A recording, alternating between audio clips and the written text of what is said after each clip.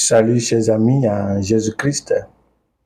Bienvenue à notre méditation pour le 15e dimanche du temps ordinaire, l'année A. L'Église nous propose Isaïe 55 du verset 10 à 11, Romains chapitre 8 du verset 18 à 23 et Matthieu chapitre 13 verset 1 à 23. Et notre thème du jour, c'est le secret de la réussite spirituelle et morale. Et ce thème est inspiré par, disons, toutes les trois lectures, mais en particulier l'évangile. La parabole du semeur, sans l'explication ultérieure donnée par Jésus, évoque le concept de la prédestination. Et reléguant l'effort humain au second plan. Mais avec l'explication donnée par Jésus, tous les êtres humains sont remis au même pied d'égalité. C'est ce qu'il faut comprendre, que cela ne présente pas une situation, un scénario où la grâce fait tout et l'homme n'a rien à faire. Il est question de coopération individuelle avec la grâce.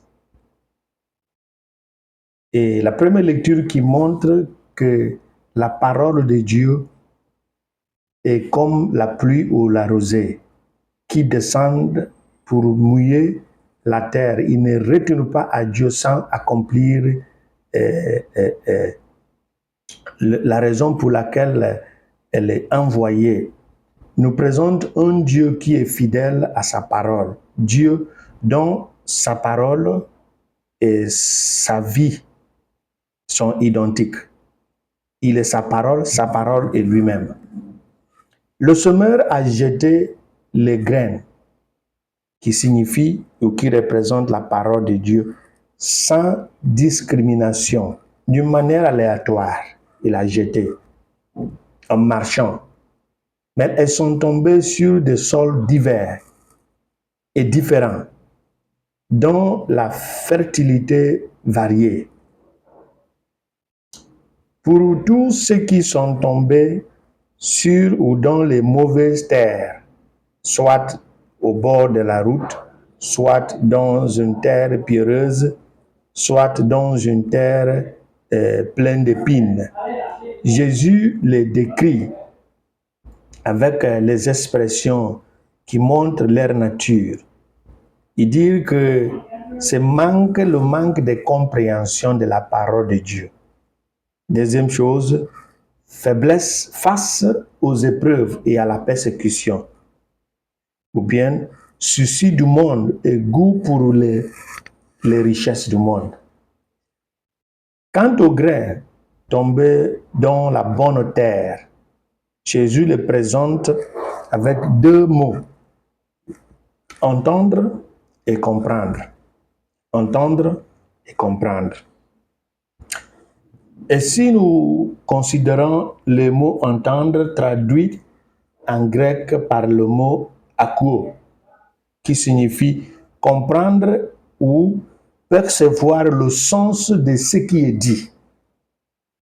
Et le mot comprendre qui est traduit en grec par suneimi, qui signifie faire correspondre la perception à la chose perçue.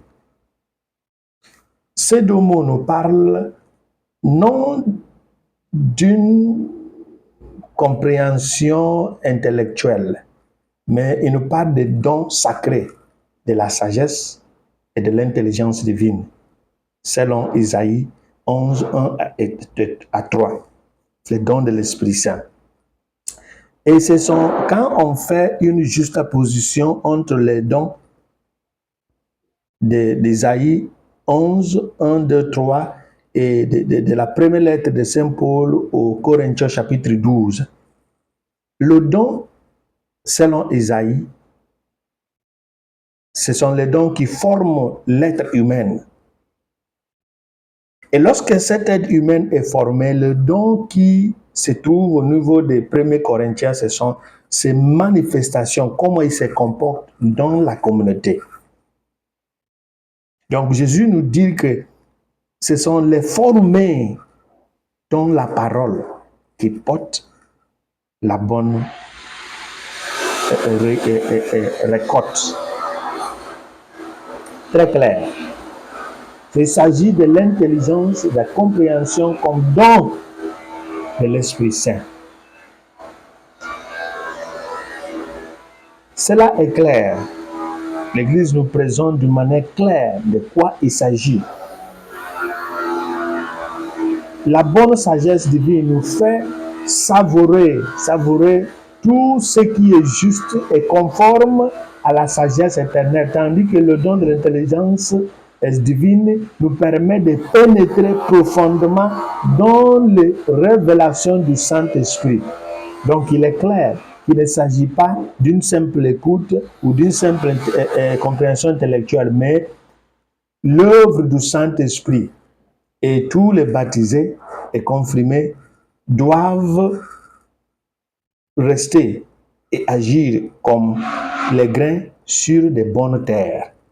Et lorsqu'il y a cette formation, l'amour devient une coopération à la grâce de Dieu reçue.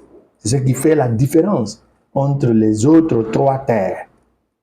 L'épître de Paul aux Romains au chapitre 8, verset 28 nous dit que et nous savons que toutes choses concourent au bien de ceux qui aiment Dieu.